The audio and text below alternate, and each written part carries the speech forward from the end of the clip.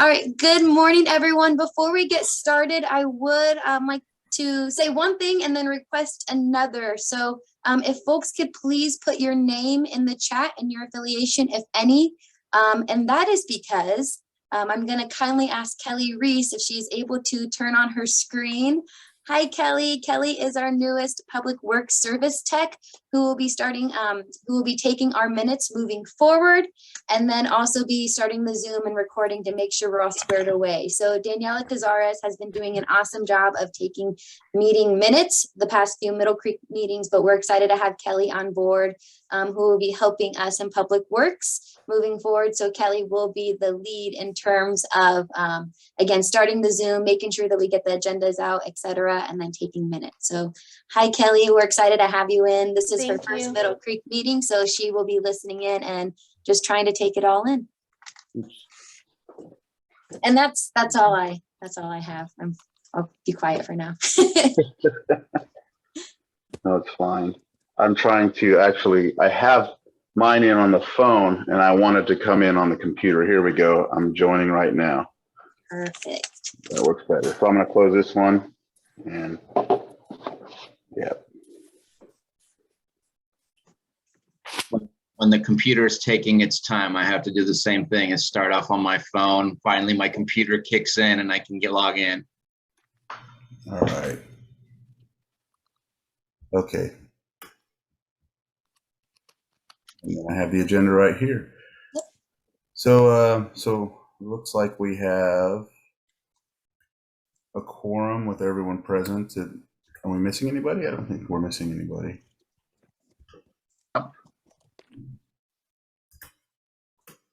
Yeah, okay. So consideration of items not appearing on post agenda. Is there anything that anybody has? Yeah, Chair, if I may ask a question. Yeah.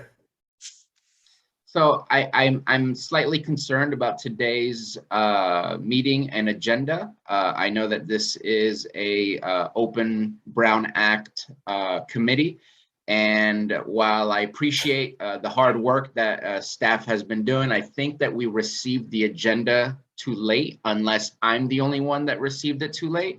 But I don't think we received it within the 72-hour time frame. And I just want to make sure that we're following all the Brown Act rules and regulations for public meetings. So I just wanted to kind of check in because I received it, I believe, on Saturday. Yes. So just to clarify, the board, the committee agenda was posted 72 hours in advance on the Water Resources website, okay, and then also on the county bulletin board. So as long as it's posted on the Water Resources website and on the county bulletin board, we do meet Brown Act requirements, but it was sent to the listserv and the committee after the 72 hours, but it was properly posted. And by Brown Act, those are the only two things that have to be done as long as they're available to the general public. I was not aware until Saturday where I looked and I didn't know if it was up on Saturday or if it was up prior to that. So I really appreciate it. Yep. And I retract my questions and comments. All right. Except for the part about appreciation of staff. I'd like to know, why did I not get it till Sunday? So there's two, you should have gotten in your inbox on Saturday, but I did find out after the fact, after I left the office on Saturday, that not everyone got it because of the size of the attachments. So there was a few kickbacks. So moving forward, I did find out the limit. Some people's emails, it went through okay, but then there was a few kickbacks. So if I have, I didn't think that the attachments were that big, but moving forward, these emails, especially if we have more than 3 attachments, I'm just going to be sending them via liquid files for the county. So they look a little bit different, but that way everyone will be able to receive those. So depending on folks' ability to receive larger files or whatnot. Thank you. Mm-hmm. All right. Let me pull this. So looks like the next thing is the board action is approved minutes for February 7th, 2022. And well, thank you for putting those up. That helps out. Yeah. So just a heads up, I will be doing a presentation moving forward since we have a lot of material. That way we'll be able to include this on the website. So folks should have been able to receive the minutes, but since again, there was some discrepancies with the larger file shared, I do just have a run through or screen recording of going through the minutes. So I will give folks some time to go over those minutes, which let me actually go back to said minutes.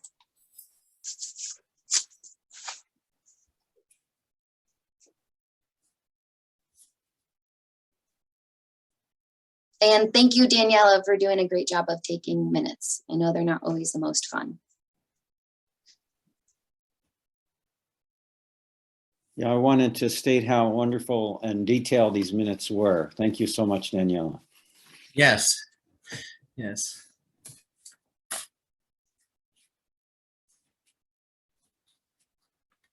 You're all very welcome.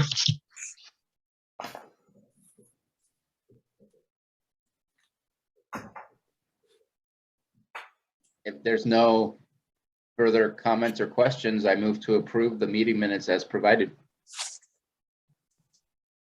Second. Second. So I have a motion and a second. Would there be anyone in opposition of approving the minutes? If not, it looks like they pass unanimously. So we'll move on to the next agenda item, which is the project area parcel acquisition. And 4.1 is updates and next steps with parcel acquisitions. And if they mend into each other, that's fine. We can keep going on that. So is this you, Marina? Yeah, so I am going to click the link here. So just as a reminder, this parcel tracking map is on the Water Resources website. And folks are able to see this. And I just want to confirm, I believe this meeting is being recorded. Kelly, is this meeting being recorded? Yeah. Okay, great. I couldn't see because I'm doing the share screen. So awesome. We didn't want technical difficulties. So here is the tracking map, which is available on the Water Resources website. Again, developed and created by Daniela Cazares. So this is updated every time we get an update on our parcel tracking, this map is updated and modified on the Water Resources website.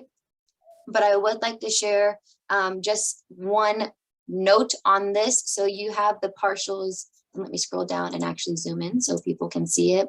So this is available to the public, so we don't have current owners' names on here, so you have to be familiar with the actual project area just to make sure that we're not disclosing any information that we shouldn't be.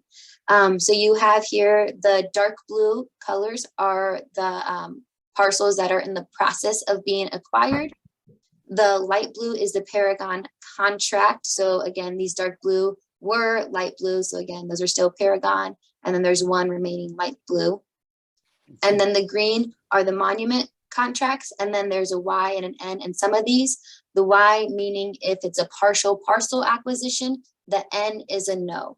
But as I move down into monument, on my presentation, as a reminder that they were doing the legals and plats, the surveys. So right now what we're dealing with is there was some discrepancy of what DWR has listed as a partial parcel acquisition, and it did not correlate with the most recent surveys that we did boots on the ground.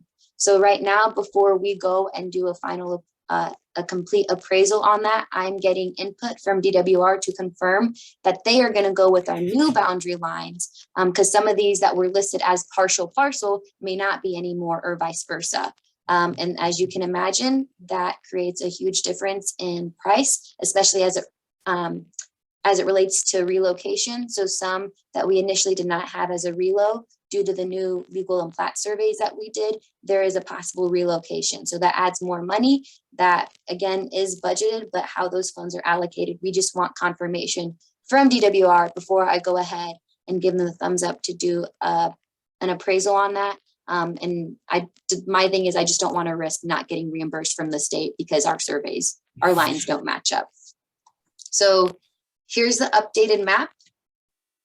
And let me go back here.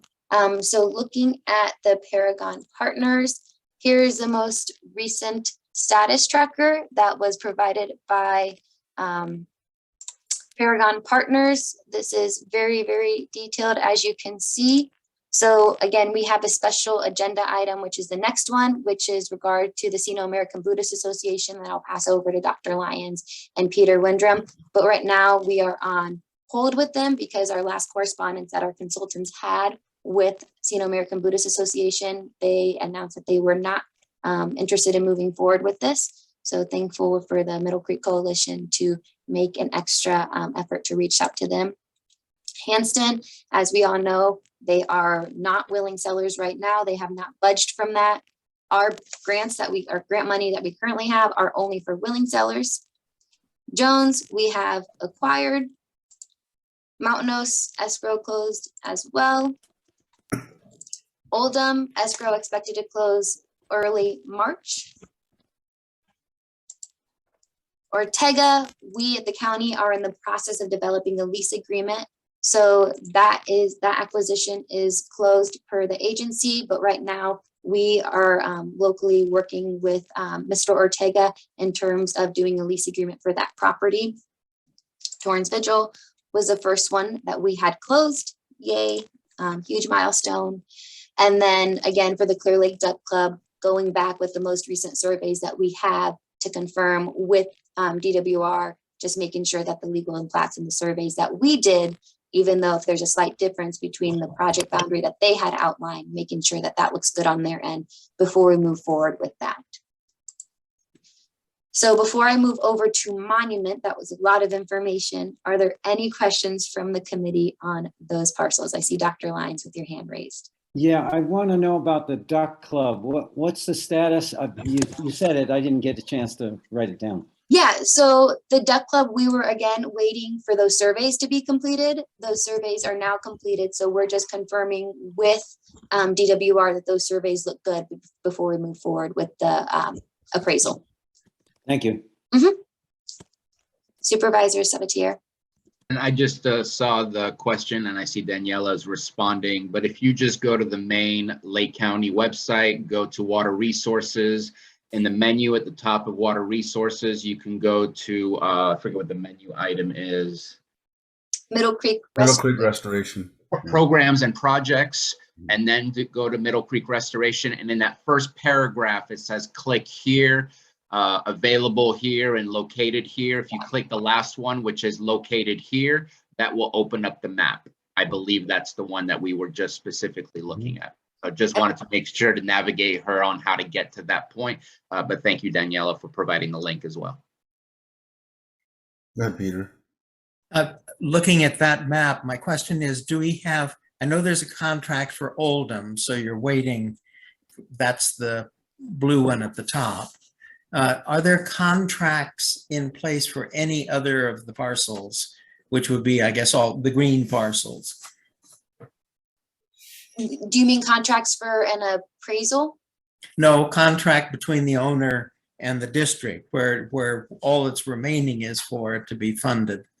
In other words, like Oldham's in escrow, for example, right now, and you're waiting to get money, basically. Are there any purchase and sale contracts in place for any of the other parcels? No.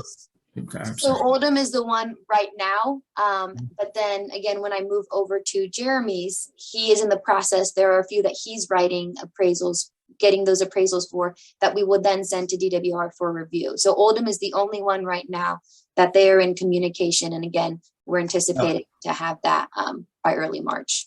Yeah, he has it's a closed escrow on Oldham. Oldham has a signed contract, yes, purchase agreement, price agreed to, and everything. I guess my question is, are there any signed contracts? No. With anybody else? No. Do we have any sense of when we might expect some?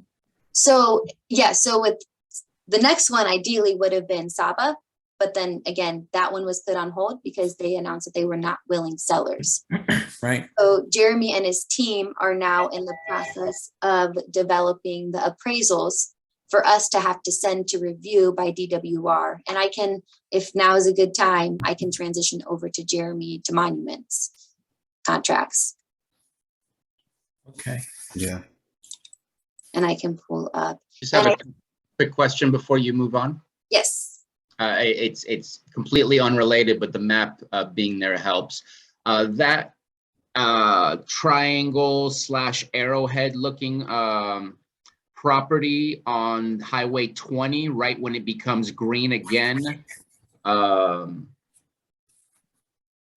Where's your cursor? Move your cursor up, move it up.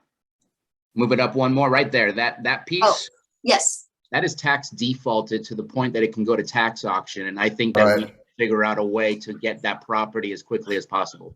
Okay. That is. That's right. I've seen that. Great to know. Okay.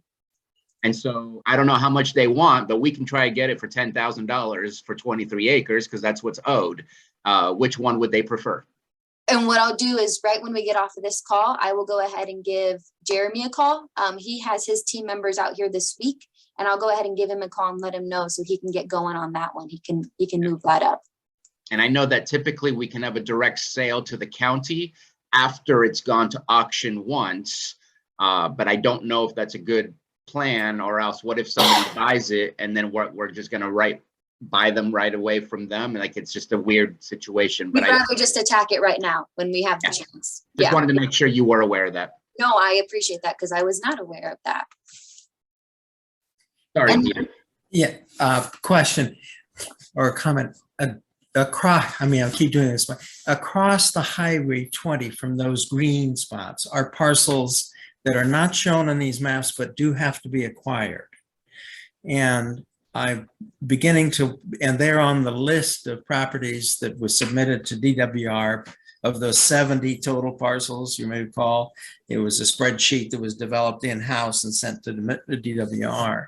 I'm wondering if we shouldn't start putting those parcels on these maps and identifying them and keeping in mind, because they do have to be required, even though they're not within the 100-year flood plan that the Army Corps and that's a good point, Peter. So what we could do for next, what we'll do is we'll update this map, because again, Daniela does a great job of updating this map. We'll highlight those properties. They just won't have, be associated green or blue because they won't have a consultant yet. But that way we can keep them in mind when we're moving forward with this acquisition to show the realistic of here's how many parcels we have remaining. Great. And let me add one more that's on nobody's list. But it has, can you scroll down so we can see the Nice Lucerne cutoff, or scroll up? Right between the Buddhist property Montanos on that line is the route of the old original outlet to Clear Lake on this Robinson Lake. And that is on plan. That's going to be restored so that the water goes out through that location. Across Highway 20 is property. There are two parcels that meet each other right there at that channel. They're owned by Nancy Rizika. Those will have that little piece of property for the channel, at least, will have to be acquired. And I haven't spoken to Nancy about it. I know extremely well, but I'm just calling your folks' attention to it. It's not within the 100-year floodplain, but it shows up on the assessor parcels map. She owns that little tiny piece right there. So we do well to put that on the list too. Now I got a question about that. I don't disagree with you on that, but is the list specified to be only properties acquired via the grant that we have? And does the grant allow us to come outside of the project area? I don't believe so, but I could be wrong. And that is what we're confirming. It kind of goes similar to what I was saying in terms of the surveys. So is it very stringent? DWR has, well, no, this one is a partial acquisition. Well, our newest survey showed that this one should technically be a full acquisition with the relocation. That's not in the grant. So how much is DWR going to budge per se? And I don't want to say budge because, yeah, it's in the project boundary, but to this grant specific. And the thing that we also need to keep in mind is our grant timeline, even though we got an extension, is coming up very quickly. And, we can't afford any more road bumps, especially with Celia's departure. That was a huge hit since she was the lead one in terms of the right of way and the acquisitions. We can't invest our energy anywhere besides the ones that we have in this project boundary as outlined by DWR for this current grant agreement. And that's why, yes, it's important to keep these things in the forefront of our noggin as we move forward with these acquisitions, but I can't afford to have staff focus on other ones that DWR may or may not budge, or even entertain, discussions with DWR when they're very focused on what is in our current agreement. I would agree with that entirely. I think it's just calling to mind for the benefit of the committee at this stage that there are properties in both of those locations identified that in due course will need to be acquired. They are on the list that was submitted to DWR in connection with the application for the $15 million grant. Gotcha. It did include those parcels across Highway 20. It did not include that little piece that I'm talking about there at the Nice Lucerne cutoff. And what I would envision is once this grant expires, if there's a chance for funding through the same pot of monies that we have for our current agreement, I would envision that those parcels, along with whichever ones we weren't able to acquire in this time frame, be added to that next wave of funding. Again, if that pot of funding is still available after these monies sunset. If I could add one more thing in this equation, that has to do with the excess properties. I'm going to suggest that we should at this point send a query to DWR that says in due course, when those excess properties are sold, the excess portion are sold, may those proceeds be retained for the purpose of buying other properties. And I think we should find that out right away from DWR. And I like that, Peter. And I would suggest that we even make it more flexible and just say retained for the purpose of the project, because maybe even paying PG&E for them to move forward on their part might be something we can utilize those funds for. So, but yeah, I like that. Okay. Perhaps we could have that inquiry go out in the next 30 days. That would be really nice. So, well, I have a meeting planned with DWR later this week, so that's a question that I can send them to try and get a feel. Great. Whichever way they're leaning with that. And if we could get something in writing from them. Oh, yeah, that's what I like. Because then we could start looking at the procedures for actually going through and selling those excess properties. So anyway, that would be my suggestion. Thank you. Mm-hmm. All right, any other questions? If not, I can move forward to, let's see, go to monument. So again, Marina, I need to pester you one more detail. Yes. Straighten me out on Ortega. What's the story of a lease? Yeah, so similar to we have from previous grants, we haven't done a lease agreement yet in this current grant cycle. And when I say this current grant cycle, I mean the one that we've been dealing with. We've had the same grant previous and years past with DWR, and we've been able to acquire these parcels from that same grant. But this go around, we haven't had a landowner who we've purchased their property want to lease back this land. For example, Jones, he has his rice fields that he leases out, but that was a previous grant cycle. So what we're doing is we've done that in the past. There should be no issue. And that's just something, since we, the county, now officially own that land. Mm-hmm. Ortega early on in discussions, and this is also tracked in the parcel diary that is created by Paragon. He has expressed interest in leasing back that land. So for example, he has cattle on that property. The cattle tend to get out. So when I develop that lease agreement with him, I would like him to put some sort of temporary fencing up there to make sure that cattle doesn't get out, since it's technically our property now. But that was in terms of negotiations. You know, he's still interested in leasing out that property. It helps with property maintenance and it takes it off our hand so we can focus on property maintenance elsewhere. So that lease agreement is something that we do internally at the county, and with that parcel owner who previously owned that parcel, who then sold it to us. Thank you. Yes, you are welcome. That was a great question, Dr. Lyons. All right. Any other questions? So I'm going to go ahead and throw up monument. So you can see here, there are just some notes, 17 different owners and 29 parcels remaining. So as we stated, we're at the phase now where some of the survey lines do not correlate with DWR's survey lines. We knew this though, because they were going off of the FEMA maps, etc., which we knew were not as reliable. So thanks to Concert Surveying, who did a subcontract with Monument, they went out and they did boots on the ground, and they actually got those surveys as they were out there. So right now we are confirming with DWR that although these lines do not correlate with necessarily what we have in our current agreement, do they still deem that as appropriate? I anticipate it should not be a problem. You should go with what you did boots on the ground, right? But just to make sure we are clear and transparent and nothing funky monkey comes up down the road, I just want to confirm with that. So let's see, was there a question? Or is that just feedback? All right, so here is the status tracker that I got from Jeremy, and I'm just going to zoom in because there's a lot here. So here are all his properties, and I can zoom in if that helps.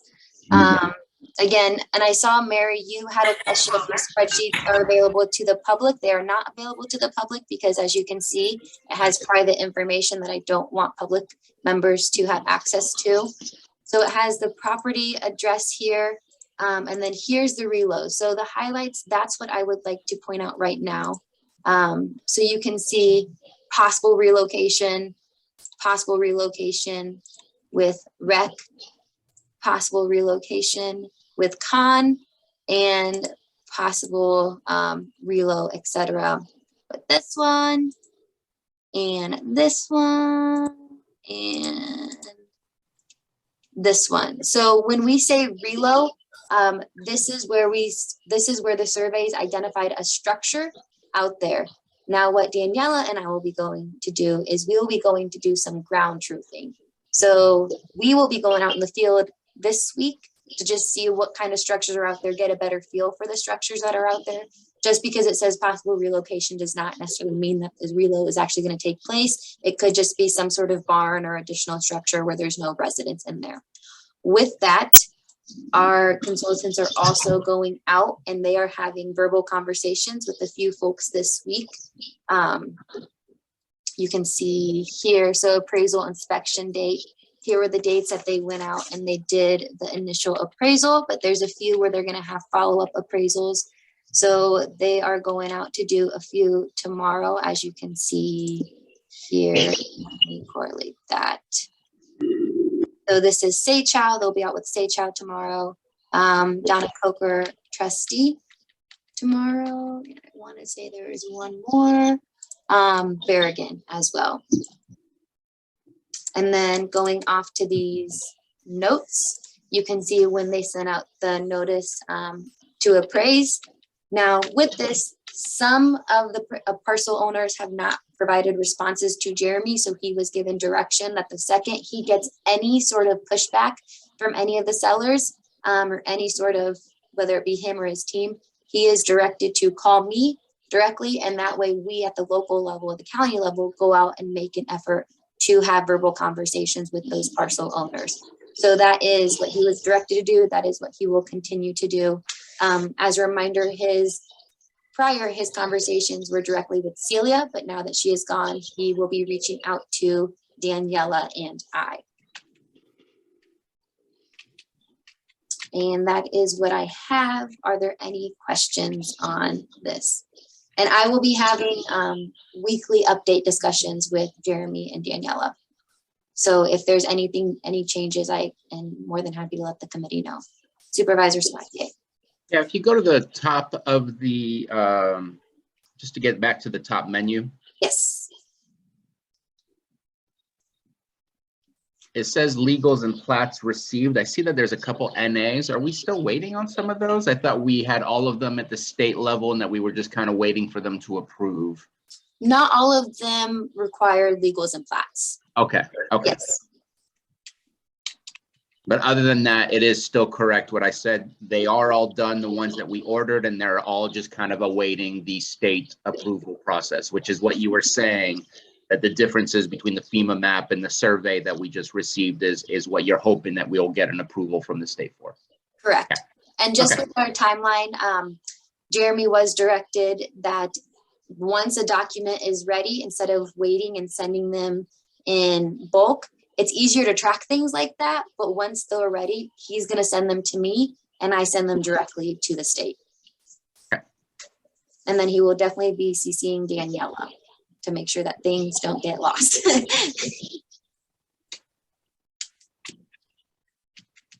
All right.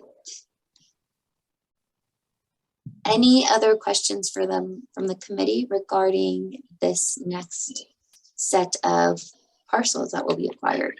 I do have a question. The first one right there is Robinson Rancheria. I know that we've had a conversation with the tribal council. Has there been any further communications with the tribal council on their comfort of either selling to us or another idea of how to move forward? Yeah, so I told Jeremy right now to hang tight on those because I'd rather those correspondence come from our end. So that's something that I would be looping Director Scott De Leon, and I don't know if he has any updates. I know he's had some discussions, but for the request of the tribal council, I'd rather have those dialogue go between us and the tribal council or whoever they deem appropriate versus having our consultants have those conversations. Okay.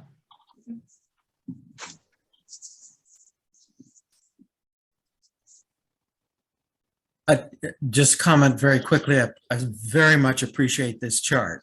This is something we've wanted for a very long time, and it's very helpful and informative. Lots of work to do. Yes, definitely lots of work to do. And, you know, I've had good dialogue with Jeremy, and it seemed the problem is he was going directly to Celia. So he's been updating this chart and they've been doing things. It just, that communication wasn't getting to me. And I needed that. So I made it very clear to him, the communication needs to be stronger. So he's well aware, and I'm not, you know, again, my focus is getting this project good and done as quickly as possible in an appropriate way. So if any changes, or again, if I feel like any of our consultants are not living up to what we expect of them, then that's when I will notify the committee if any changes or modifications need to be made to any sort of contracts, et cetera. And I just wanted to jump in. I have not had any recent conversations with Robinson, but we can put that on a front burner here. Been dealing with obviously these other parcels, and I think you know, I think that I think a strategy needs to be developed on how we're going to do that, and we haven't developed that yet. So I think that that's a conversation that that we need to have. I don't. I would agree. Yeah, we need to develop a strategy, and perhaps we can put that as an agenda item for next month, or preferably start having those internal conversations, and Marina and Daniela and I can go back at the, you know, look at the history of the meeting and the last meeting we had with them, and you know, start working on that plan for moving forward with them. And just as a clarification, and I don't believe that this is the case, but this is owned by Robinson Rancheria. It's not tribal land, right? That's correct. It's owned. That's what I thought. And if anyone is on this call that has a better idea, please correct me if I'm wrong. No, it's owned. It's owned. It's not. It's fee status.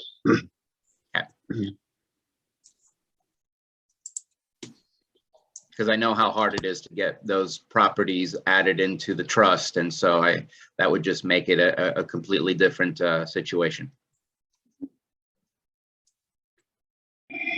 All right. Any other questions or comments regarding our project area parcel acquisition? All right. All right, so moving on to item 4.2, if that's okay, Supervisor Crandall. Please, I can't really see. I can only see you four on the bottom. So go ahead and take, go ahead and take the one. Yeah. If you see somebody, go ahead and call on them, because I can only see Peter and Harry right now. All right, so I'm going to go ahead and pass this over to Dr. Lyons and Peter Windrum. They, at the Middle Creek Restoration Coalition, they did send out a letter to the Sino-American Buddhist Association, which I have here, and I will pull up so folks can see. Can everyone see my screen okay? Yeah. Great. So take it away, Dr. Lyons. Yeah, so this is this letter to actually the Dharma Realm Buddhist Association. They've changed their name, but on the deeds and whatnot, you're right, it's the Sino-American Buddhist Association. And we sent this, what I would call a detailed letter, along with a very chummy, friendly email from me to Mr. Chu. And what we did was listed the environmental, political, spiritual, everything but culinary advantages to them selling their property to us. And I gave my telephone number. I haven't heard from Mr. Chu yet. I suspect that he has to talk to his board. And we included the board president in the hard copy of the letter that was sent by UPS last week. So it's been last week, it's been about a week since we reached out to Mr. Chu and his president. And I think we'll give them about a month. I'm very reluctant to pester them again. I did not send them the Zoom connection for this meeting. I just want to leave them alone, let them mull this over. Peter, did you want to add anything?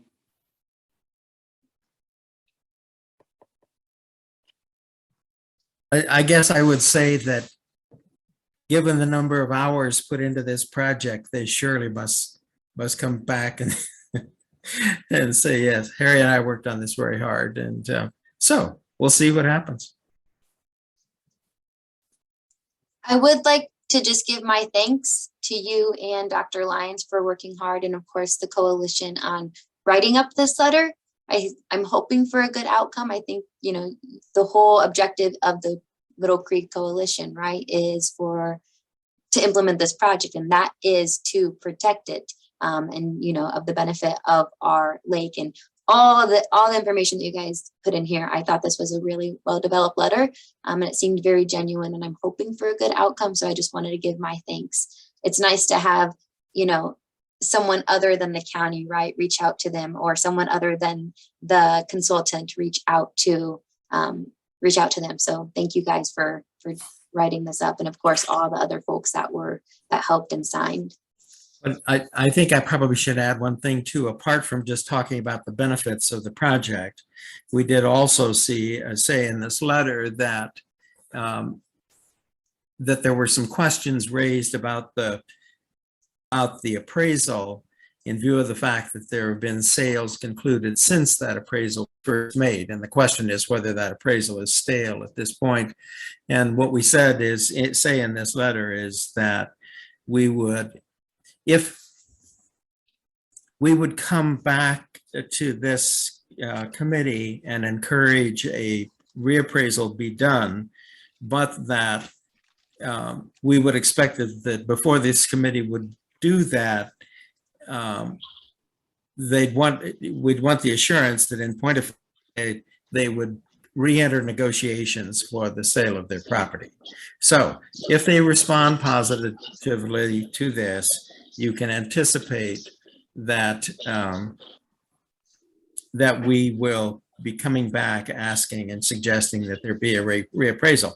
That isn't to say that the results will be any different, but it's nonetheless, given the sales and the recent sales in the area, we think that that would be an appropriate thing for the committee to do. And I did go ahead and I sent this correspondence to Laura Didio with Paragon Partners in the case that they reach directly back out to Laura. And if that is the case, I will let the coalition and then the committee also know. But just to make sure that we cover all things, so Laura's not in the dark as well with our additional correspondence. Thank you. That's exactly right.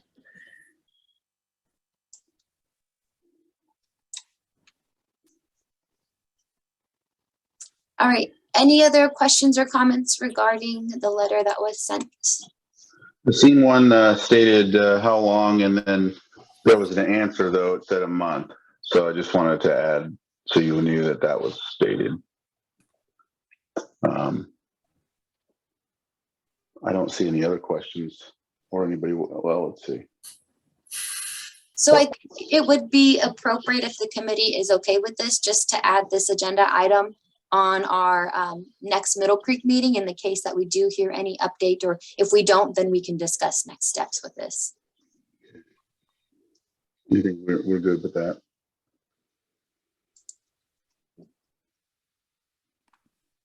All right. Thank you, Marina. On that one. Does anybody else have anything on this agenda item when in regards to Sino-American Buddhist Association and the letter that was conducted? Okay. Thank you to the coalition. Item 5, Bon Appetit, Bloody Island. Yeah, so I don't have much to say on this. I know that the last Middle Creek meeting, it was requested that we just have this as a standing item. So I did want to make sure that we had Bon Appetit on our Middle Creek agenda if we needed to have any discussion or dialogue. So I asked for this to be on here. Not sure if EJ, if you wanted me to say something, No, or if you I want to was say just something. going to say that, yeah, no, I know you asked for this to be on there, but I know that in this last month, I haven't really been able to do a lot when it comes to anything. But so, yeah, no, just letting you know that I haven't been able to reach out to anybody or talk about this with anyone. So go ahead, Supervisor Spati. No, thank you. So this has been on our radar since the beginning, before even I got here involved with the Middle Creek Restoration Project, that obviously Bloody Island is a part of this project area. We've talked about it here many a times about the sensitivities to the history of the local tribes that that Bloody Island, what it is. And I know that we've had a couple of communications in trying to purchase the property. And I'm not going to connect it directly to the situation with Robinson and the conversation with their property, because it's that would be speculation. But I think we need to let people know what our plan is. And I think we need to write down and draft a plan of what our intentions are, because I think that this project makes a lot of people potentially nervous about losing such a sacred ground to a county that has not necessarily publicly stated the historic past as being an atrocity versus it's just in the past. Like I know, for example, our governor has made a public apology for past behavior. I don't believe that Lake County has done such. I could be wrong, but I don't believe so. But I also think that there's a way in ensuring that everybody sees this project as so much more than just a flood control, a marshland restoration, a water quality enhancement. This also has a lot of potential to bring some of those scars of the past and heal them a little bit more by making sure that what we're doing with Bloody Island is 100%, 150% the right thing that we should be doing. And so I'm hopeful that out of this conversation, we can say, look, we're going to draft up a plan of what we want to do, because I think if we share it with the community and the tribes, that it would make it easier to be able to get some of the partnerships that we're looking for, collaboration that we're looking for. And I think people might be a little bit less nervous about what might happen to Bloody Island once it is under the ownership of the county. And so I don't want to speculate and just share my opinion and say this is what I think we should do. I think we need to come back with a very full-fledged plan on what we hope we can do with that.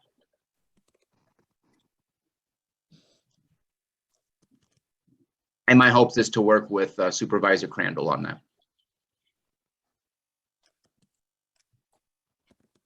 Peter, go ahead. It just a brief comment. I expect that ultimately that to be a very complicated and process.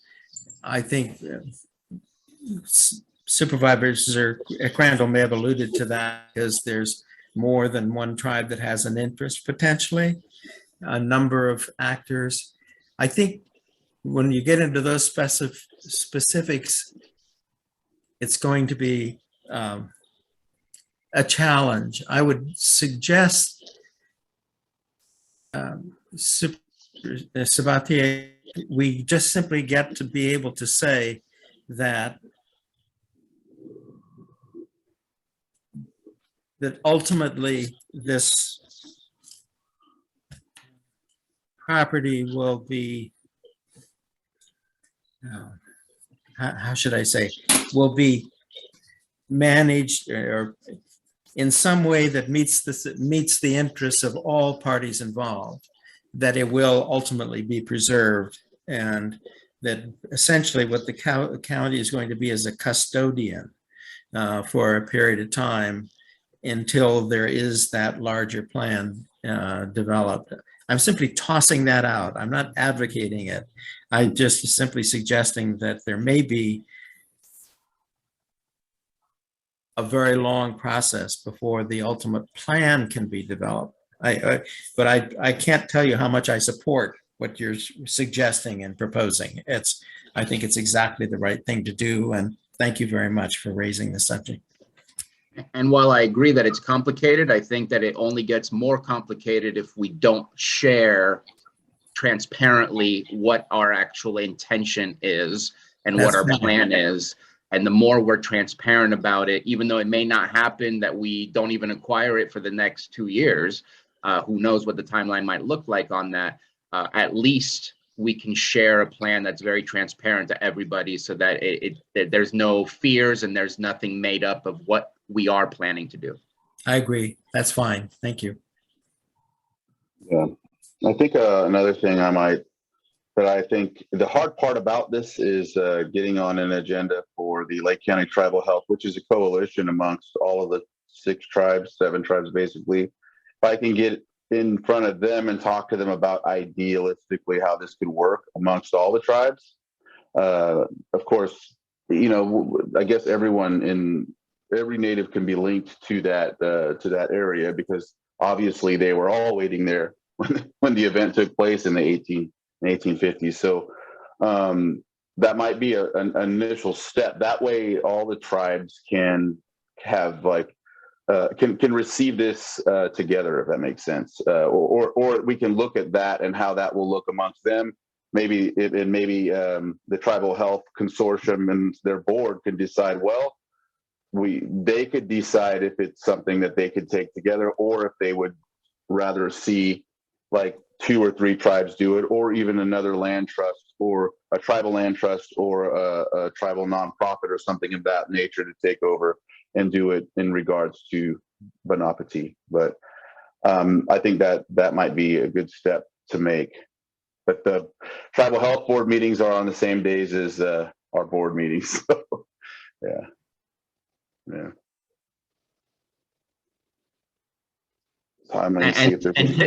And typically, similar to a board meeting, bringing in an open discussion without some options to begin at least a discussion, I think is never a good way to start, or else it can go in many, many different directions. But I think approaching them, yes, but approaching them with some options. And then, of course, there's always the option that can be created within that committee as well, or that meeting. But I think that having a few different options of what we think would be a potential way to move forward, and either they can choose one or they can create their own and offer one in return. But hopefully we'll have some options created and ready to go too. And I think this goes without being said, but I'm more than available if any discussion needs to happen, especially outside the Middle Creek Committee. Then please let me know, and I'm more than available on behalf of Water Resources to talk about the project and provide any support.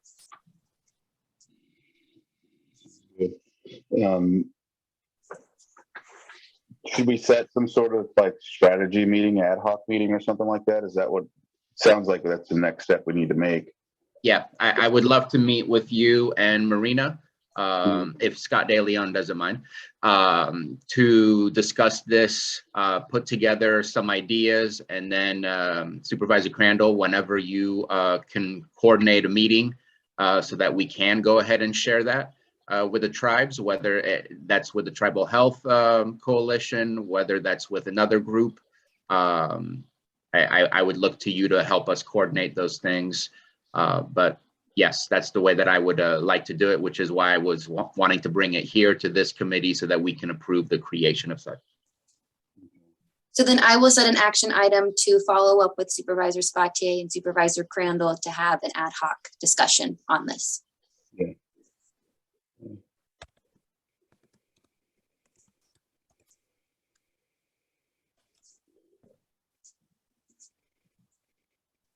All right. And I'm looking at the camera. I can actually scroll now and see different. My iPad's a little different than the computers. I don't see anybody's hands raised. Is there anyone from the public or anyone that has any input they'd like to address on this item? Okay. So then we will keep this as a standing item on our future board or our future committee meetings. Or I would say when we have something to return with. Okay.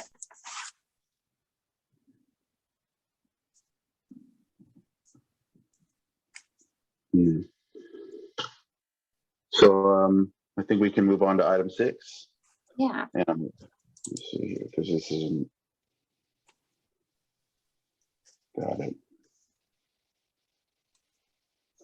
So item 6 is our discussion on DWR parcel acquisition correspondence and process. I have a discussion later in the week with DWR. We've been dealing with this parcel acquisition process during the entire time of COVID. So that's hit some turbulence. So, and especially just with the turnover in staff on DWR's end and then on our end as well. I want to have another sit down with DWR and basically go over this land acquisition steps document that they gave us and finalize a timeline. Again, we have an understanding, for example, when we go into step 4, appraisal report submitted to DWR, what we've been seeing is roughly a 4 to 6 week turnaround. Is that normal? Is that the usual time frame that they have? Because in order for me to develop a time frame, I need to get an idea of is this routine even with with COVID in place. For example, going back to way back when with, I think it was Torrance and Vigil, I expedited a package to them overnight and it took them 3.5 weeks to get. Is that normal? Can I just bank on that every time? Or is that because of discrepancies due to COVID? So what I want to do is, one, finalize that this process is in place. I know that this is not the process in place because we have found along the way that, for example, there'll be 4.1, 4.2, 4.3, and then we can get to 5, right?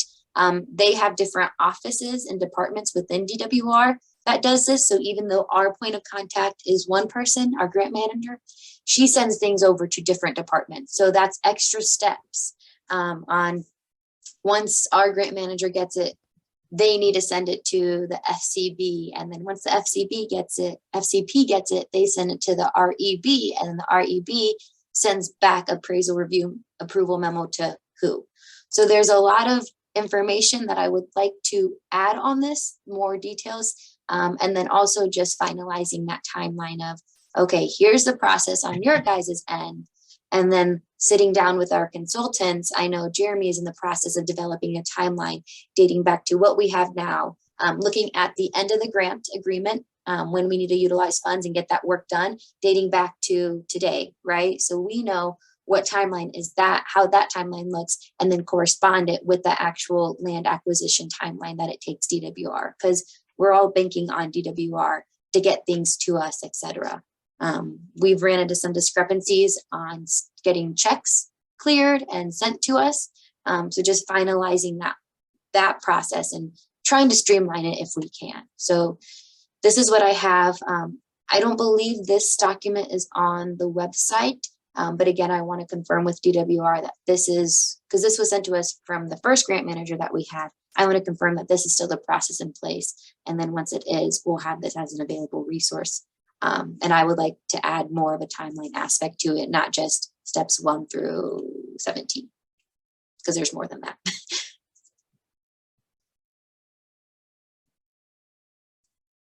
Any questions? Sorry for the steps. Yeah, you know. And what I would like to highlight is, so for example, escrow close, I would like to color code this so it shows who does what step. So DWR, their steps are in blue, right?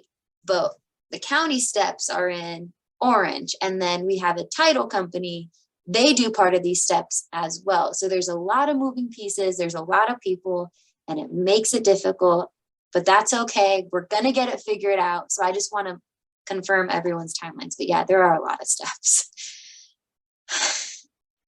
Yeah. May I suggest there be a paragraph 8 and entry number 18, and that says "big party!" exclamation point. Which we've yet to have. So I think we're missing out on the most important step, Peter. Well, just in preparations for it, the cake should be in the shape of the project area. Yeah, there we go. That's why we need to get that Saba parcel acquired, because that is gonna be a big cake. Yep. That would be great. I'm sure there's room in the budget for it, right? We'll chip in. Yeah, gladly. Let's see here. I think, is there any questions from the public on this? I don't see any hands up. I want to thank Marina for at least, it's good to read through these things. It's good to see these things. I know it always sounds so much easier when you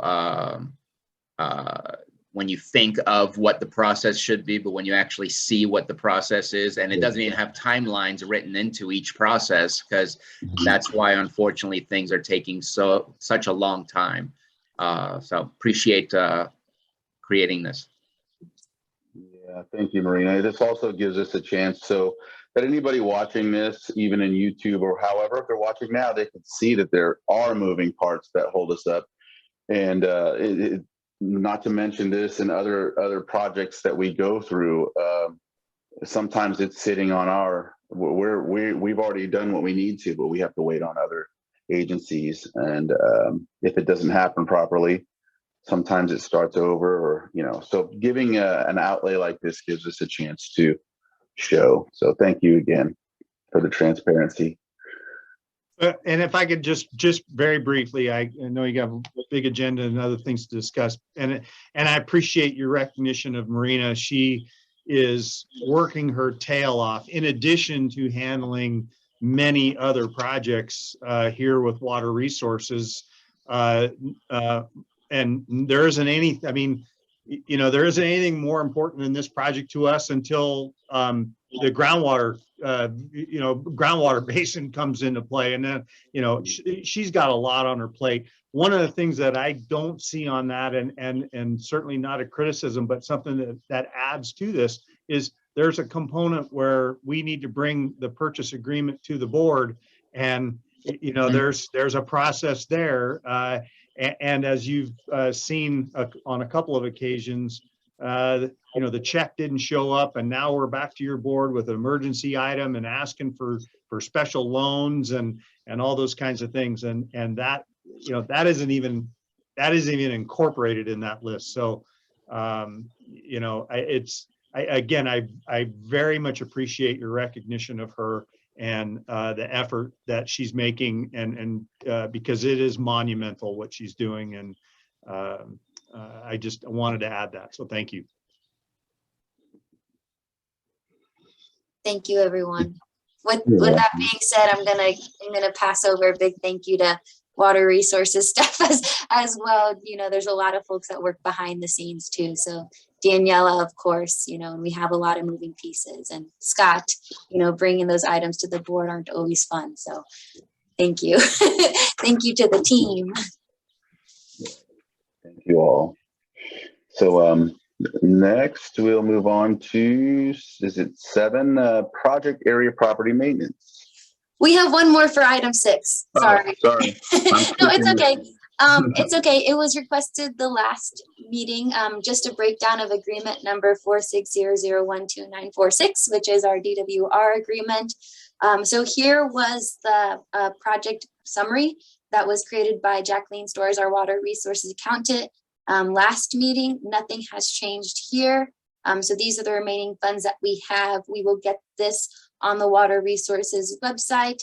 It's a little bit easier to break down. Let me get that. Okay, or not 1 second.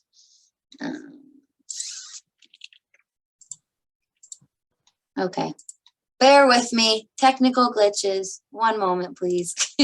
Our DWR agreement, folks were interested in seeing the actual breakdown of what is associated with each cost. And I would like to run through that right now.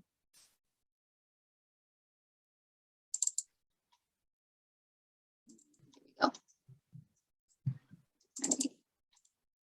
So we won't go over 29 pages of this, but I would just like to break down the tasks, how these funds are allocated. So again, here is that project boundary map that was provided by DWR that is in our current agreement. So now Exhibit C is the scope of work. So this is what we're able to utilize the funds for. And then if you correlate that with our actual funds that we have left. So task 1 is our admin. And then with these funds, what we can use this for. So this task includes administration of the grant and coordination of activities associated with acquisition of the properties. So this is what we at Water Resources utilize for this grant. So when we write up the progress reports, when we have correspondence with our consultants, when we take time to do any sort of work with this grant, we get reimbursed. So that's report preparation, invoice submittal, coordination, partial fee purchases, easement purchase, hydraulic mitigation activities, etc. Parcel acquisition management. So this is just any sort of oversight that we do, whether it be with the committee or our consultants. So giving oversight, any discussions that we have with Jeremy and Laura and their team, our title company. When Daniela and I have these Middle Creek project planning discussions that we have, and if we're going out in the field and doing planning and discussions in terms of demo, etc. This is all the water resources work that we do internally. Same with Jacqueline Storrs when she does any of the invoicing, which is a lot. Now, acquisition costs. This is our biggest aspect of this project. So acquisition costs include all costs associated with purchase, including working with the real estate agent, relocation agent, property owners, and appraiser to acquire properties and relocate residents as necessary. Staff time associated with negotiations is included with task 1, administration. So this is for all of our willing sellers. So when our consultants invoice us any work that they do in terms of acquisition costs, and then the actual money when it comes to acquiring these parcels, this is where it comes out of, which is task 2. Task 3, relocation, demolition, and cleanup. Because this is a part of a larger federal project, federal requirements will apply to land purchase under the Flood Protection Corridor Program. So it highlights the federal law 42, sequence 4601, requires relocation assistance to be provided for residents that are displaced by federal projects, expenses, including relocating residents, demolishing structures, and cleaning up the sites to prepare them to function as a wetland or as agricultural or recreational open lands prior to completion of the project are included under this task. Because the primary emphasis of the scope of work is to acquire flood-prone homes and associated property, the structures and associated utilities will be removed and or abandoned in place. So again, this is why I just want to confirm with DWR that we are able to relocate the property, the necessary properties, because the last thing I want to do is jeopardize not getting funded or reimbursed after we have these agreements and discussions with these property owners. And then it goes down to the specifics of a relocation and demolition. So hydraulic mitigation of U.S. trust properties. This is task 4. We have utilized nothing in this current agreement. As a reminder, this is where, again, when I have my discussion with DWR, I have a few clarifying questions I want to ask. We're in a new phase of this current grant agreement, not just acquiring properties, but also property maintenance, demolition, et cetera, which Daniela will be highlighting in the next agenda item. We haven't used any of these funds, so my discussions with DWR is going to see if we can move funds associated with task 4, hydraulic mitigation, over to acquisition or maintenance, et cetera, because to my understanding, we can't do task 4 until we acquire all of the parcels, which again, just trying to utilize the funds to the best of our ability. And then task 5, property maintenance. This task involves the creation of endowment to fund maintenance on parcels acquired for the project, which is a 20%. And we do have those funds, and that also builds off of current, previous grants that we've had. So here, budget D is exhibit detail. This is when we wrote the grant, and it was actually the former director, Water Resources Director, David Cowan, who developed this grant. This is what they did. And then of course we have had increases in terms of pay rate since this was created in 2018. So every time we have those increase, we go ahead and we inform the DWR so they are aware. So this is a lot. If anyone wants to see this, you're more than welcome to reach out to us, and I can get you this information. This is all public funds and public money, so this is public information that we can share with you all. But I did just want to take the time to do that overview since that was requested our last discussion. And let me pull this up so you guys don't see all the fun work that I get to do today. Any questions on that? That was a lot of information. Not seeing any. Is there anyone from the public?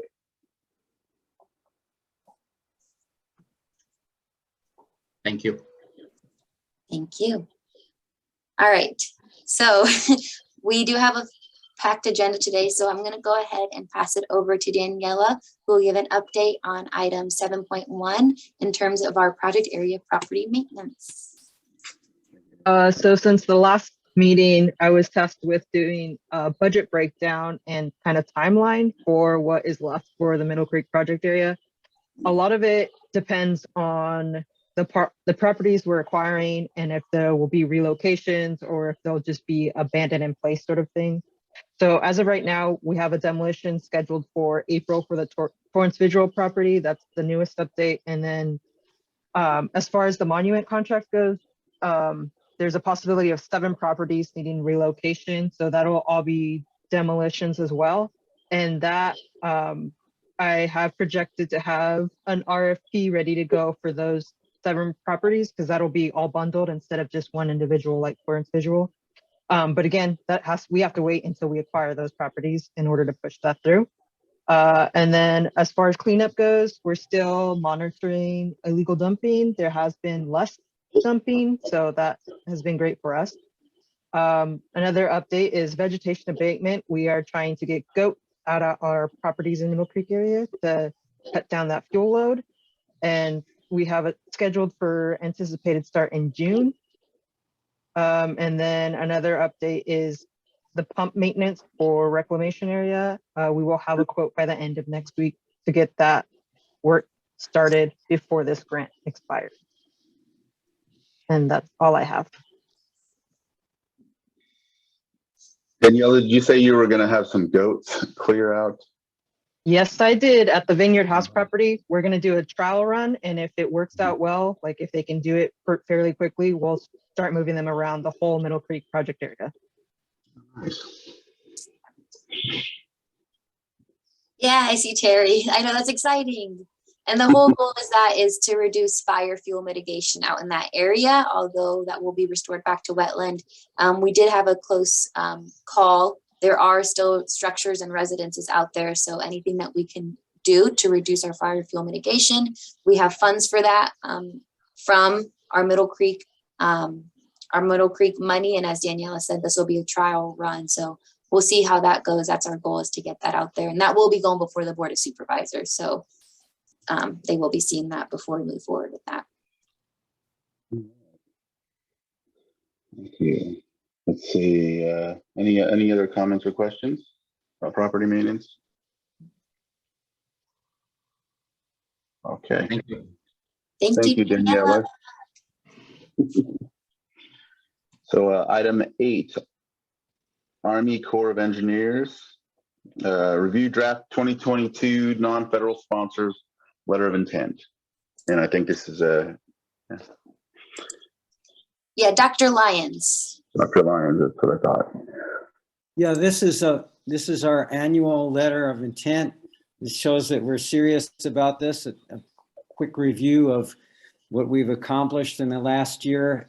There's some holes in this I left in red with question marks, and I think those could easily be filled in by staff if the rest of the letter is good. If I have left out something that we accomplished this year that is important, now's the time to say so before you hand it over to the staff.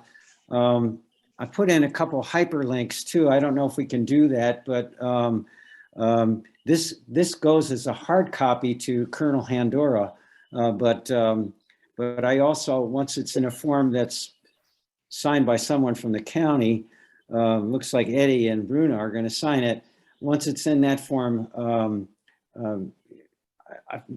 hard copy at Handora, and then an electronic copy I would send to our project manager and his boss. So so that the folks that we interact with at the Army Corps know what we're up to. I send them things on occasion too.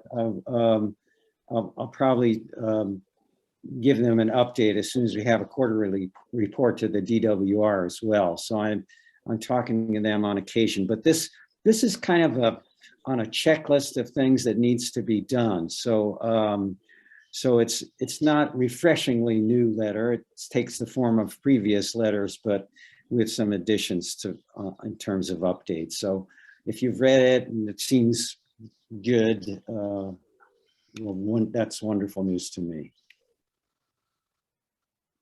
I think with the hyperlinks, it's a good idea to put them in. You probably send this digitally as well, so they can either click it on the digital letter, and also, if not, at least copy and type into the web browser what it states. So yeah.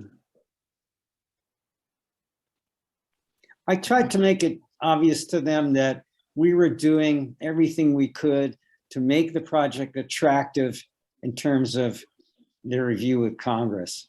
So what we're trying to do is look attractive and competitive, and I think we're making way in that. Peter? You're on mute, Peter. Sorry. One thing I think needs to be a little correction on the back page. District continues working with 2 consultants, Paragraph Partners Limited.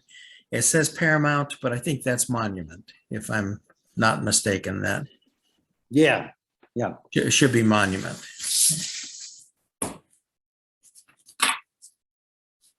So if I understand correctly, we're having a March 22nd meeting with the Board of Supervisors, correct? That is correct, yes. And what I would like to offer is that if it's possible, and Dr. Lyons, you could tell us if that's an appropriate timeline. What do you think about waiting, offering this letter for the Board of Supervisors to sign rather than just Supervisor Crandall and myself? That way it gives the whole weight of the board, not just the weight of individual board members on the letter.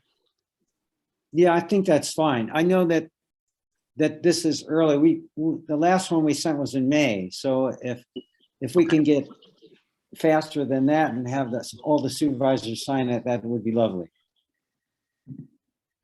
So then we can add a 2-part to that. So we can do the presentation of Middle Creek, and then part 2 is presentation and, sign off of this letter. Okay. I like that idea. Are there any other questions or comments? Thank you, Dr. Lyons. Public?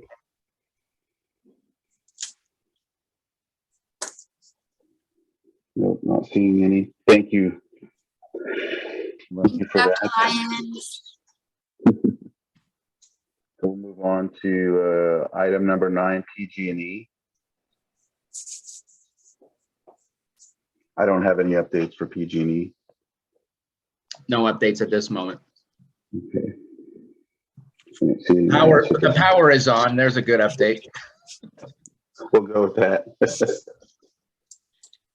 And then, so we'll go on to item number 10, legislative, and review submitted request for Middle Creek Project 2022 reauthorization of the Water Resources Department Act. Yeah, so we got a request from Congressman Mike Thompson's office for the 2022 reauthorization of the Water Resources Development Act. They can submit 5 projects from their district to the governor's desk. So we at Water Resources wrote a letter for them to kindly put on Middle Creek with that to their have that be one of their top 5 projects. So I submitted that by the deadline, which I believe it was February 22nd. I have not heard anything back. So I will let folks know if I hear anything back. But I followed the template that they provided. So I will just do a quick overview of this letter. We kept it relatively short and sweet. So if that's okay, I can just read this out loud for everyone.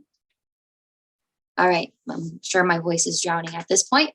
All right, so subject to support to include the authorization of the Middle Creek Flood Damage Reduction and Ecosystem Restoration Project in California's 5th District Priority List Proposal to the House Committee for the 2022 Reauthorization of the Water Resources Development Act. Dear Mr. Mike Thompson, on behalf of the Lake County, California community, we appreciate the opportunity to provide our proposal to include the authorization of the Middle Creek project in your request to the House Committee on Transportation and Infrastructure, House Committee for the Reauthorization of the Water Resources Development Act. Please find the information of this proposal as required by the Committee on Transportation and Infrastructure. Our project name, Middle Creek Flood Damage Reduction Ecosystem Restoration Project. 2 was the study included in an existing section 7001 report. If so, provide the year of the section 7001 report release and whether it was in the main report or a part of the appendix. So yes, this project was included as an appendix in the 2020 report to Congress on Future Water Resource Development Act. Just to give a brief overview, the main differences between the main report or part of the appendix. The main report were the projects that were approved. The appendix were the projects that were not approved, that were still missing some information, why they didn't approve it. It is listed in those links that I can send to the committee if there is of interest. What is the Corps' authorized purpose? The Army Corps of Engineers serves as a lead agency and federal sponsor for this Middle Creek project. And then here, I'm not going to read this entire description, but I just wrote a description of the Middle Creek project, the importance of it, and why we deem it appropriate to be listed as a priority project for Mr. Mike Thompson's district. Please explain the justification, reasoning, or problem you're seeking to fix with this request. The Middle Creek project ongoing efforts have been ongoing, creating both a level of venerable excitement and momentum, pushing this project closer to the finish line. Once completed, the Middle Creek project will exemplify the Army Corps Civil Works mission areas of flood damage reduction, storm damage reduction, shoreline protection, and ecosystem restoration. Authorizing the Middle Creek project by means of the WRDA will serve as a huge milestone towards the highly anticipated and necessary completion of the project. Included Director Scott DeLeon's contact information, and crossing our fingers that Mr. Mike Thompson will take this pre-proposal and then submit this with his top 5 projects that he will submit to the WRDA. Any questions or comments? No, that's very good. Supervisor's about to? Good. Yeah, I did bump, well, not bump into because it was an actual appointment, but I did meet with Congressman Thompson about 2 weeks ago. We definitely had an in-depth conversation about the Middle Creek Restoration Project. It's been out of his district for quite a while, but he's never forgotten about the project. He's always been supportive of the project. In fact, part of the reason we even spoke with Mr. Congressman Garamendi is probably because of Thompson's office helping us to connect with Garamendi's office. And so he was fully invested and on board, and he is absolutely still invested and on board. And I think that I'm very happy that he is now representing the entirety of Lake County, because I think he's going to help us a lot more to make sure that this moves forward. So looking forward to the future with this. Great. I'm not seeing any other hands up. Yes, no, thank you for this. So this letter is going to be helpful, and hopefully we get put on his priority list. Because I've seen he thought of Lake County last time, especially even though we were in, you know, the north part. It was in Beer Manny's district. So is there anyone from the public that has anything? I'm not seeing any hands. All right. Updates and next steps on current and future project funding. I think at this time, we are where we are. Our allocation is still allocated. Okay. All right. So let's see, no one from the public has their hands up, I don't see. All right, we will move on to Caltrans updates and next steps in communications with Caltrans. So I have not had any communications with Caltrans. And again, while I would love to have those conversations, not sure that we can really continue those conversations similar to PG&E until we get a little bit further with the Army Corps.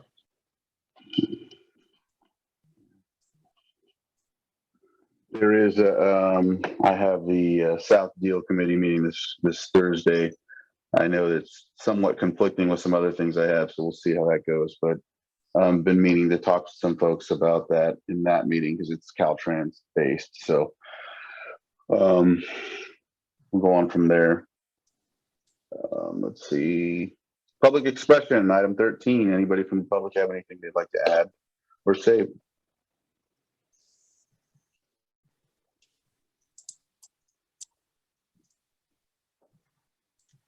All right. Not seeing any hands up. Non-timed items 14.1. Next steps for March 22nd, Middle Creek Board Supervisor presentation. Yeah, so just as a reminder, since we will not have another Middle Creek meeting before, we will be going before the board on March 22nd. So once I get that actual time, we usually don't get it until the Friday before, later in the afternoon. Once I get that time, I will go ahead and email the listserv with that information, the call-in, so you can call in and listen into that presentation. If not, it will be recorded and we will have it on the Water Resources website. But in the meantime, I will be following up with Dr. Lyons and Peter Lindrum for preparation of that presentation to the Board of Supervisors. And as we discussed during this, a few items back, we will also be including the letter of intent that was developed by Dr. Lyons as part 2 to that item, or part B. So part A will be a presentation of an update for the Middle Creek project, and then B will be approval and sign off from the Board of Supervisors of that letter of intent.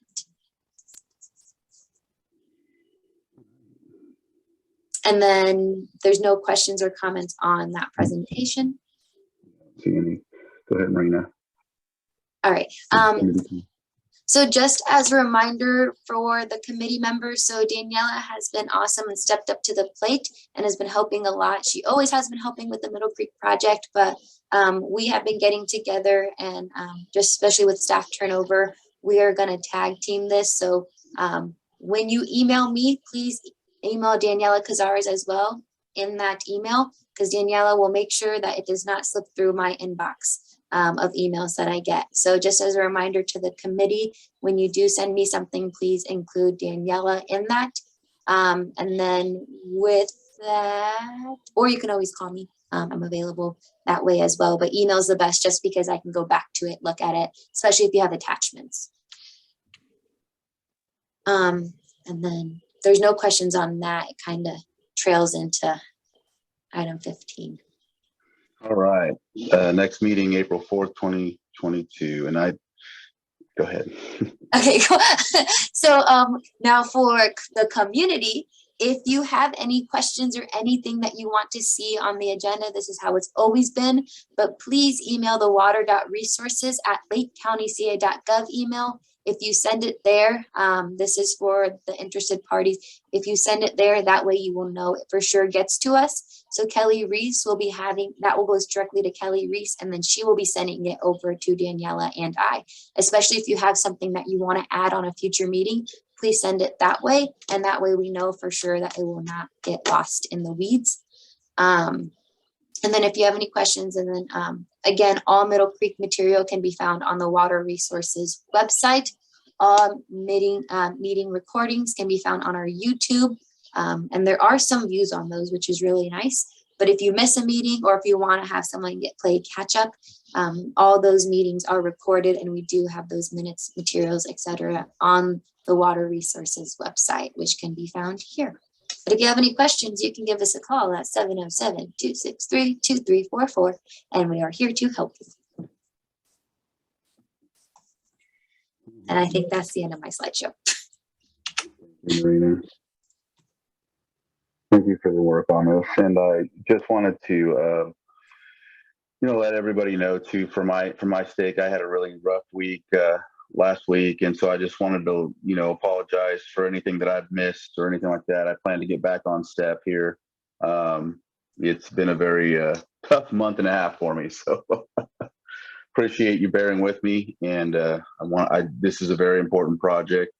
And but thank you for picking up the pace for me, things like that. So anyhow, is there anything else anyone else would like to say before we close and adjourn? I will say something. I think we've been asking for quite a while, and I really appreciate the level of information and presentation that we received today. I know we've been busting Water Resources chops about getting us some of that status information and the quality of spreadsheet and organized data to come to us, and it has come to us, and I just want to make sure and share my appreciation that this is something we have been asking for, and we absolutely received this week. So thank you. And just, moving forward, we will be doing that presentation format. It's easier for us to just have everything instead of throwing things up there. It's all linked and ready to go, so we can get used to that. And if you guys find that useful, we'll continue moving forward with that. Absolutely. Okay. Yeah, thank you for that. It helps with everything, even the transparency of it. And we can just direct them right to the link. Yep. So, and then the YouTube videos too. So and we'll be uploading those presentations and all the materials as attachments on the website as well. We do that with our groundwater, and that seems to work well with folks. All right. With that being said, I guess we'll go ahead and adjourn at 11:59. Yeah, I don't awesome. think we've ever done that. I know. Look at us go.